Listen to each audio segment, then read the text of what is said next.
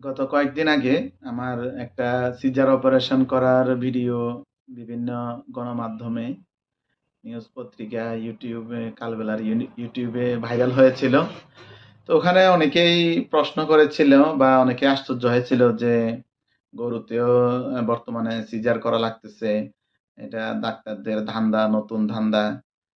আগে মানুষের ছিল, এখন গরুতেও পশু পাখিতেও শুরু করছে। তো আসলে এটা সবচেয়ে বড় কথা হচ্ছে এখন শুরু হয় নাই, আরো অনেক আগে থেকেই সারা বিশ্বেই গরুর সিজার অপারেশন হয়। আমাদের দেশেও বিগত কয়েক বছর ধরেই হচ্ছে। আমি নিজেও ফেনীতে এর আগেও করছি। আমাদের এখানে অন্য ডাক্তারেরাও ফেনীতে এর আগেও করেছেন। তো আসলে ওভাবে প্রচারণা হয় না। যার জন্য অধিকাংশ মানুষই জানে না। অনেকেই বলে যে আগে তো এত মানে গরু নরমাল ডেলিভারি হইছে, তখন সিজার লাগে নাই, এখন কেন লাগতেছে কেন? বর্তমানে এই বাছুর আটকে যাওয়ার কারণটা কি? নরমাল ডেলিভারি না হওয়ার কারণ কি? এগুলো আগে হয়তো হইতো, কিন্তু এগুলো কম। বর্তমানে এই জিনিসগুলো বেশি হচ্ছে।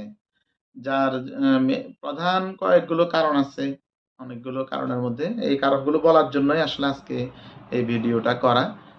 মানুষের মধ্যে যে ভুল ধারণাটা, এই ভুল ধারণাটা যাতে ভাঙে। অ্যা তো এর মধ্যে প্রধান যে কারণ সেটা হচ্ছে যে মেক্সিমাম সময় দেখা যায় যে পজিশনে থাকার কথা বাছুরটা, মায়ের গর্ভে বা গাভীর গর্ভে যে পজিশনে থাকার কথা, সেই পজিশন অনুযায়ী থাকে না। হয় দেখা যায় মাথা, ঘাড় বাঁকা হয়ে আছে, পা বাঁকা হয়ে আছে।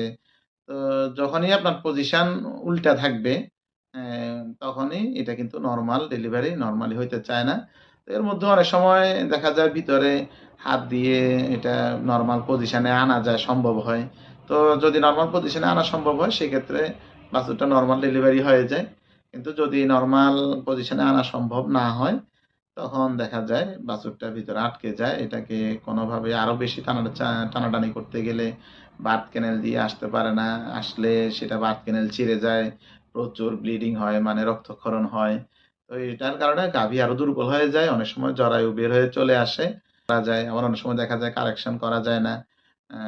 আল্টিমেটলি গাভীটা মারা যায় বা জবাই করে ফেলতে হয়। আবার অনেক সময় দেখা যায় টানাটানি করার পরেও বের হয় না।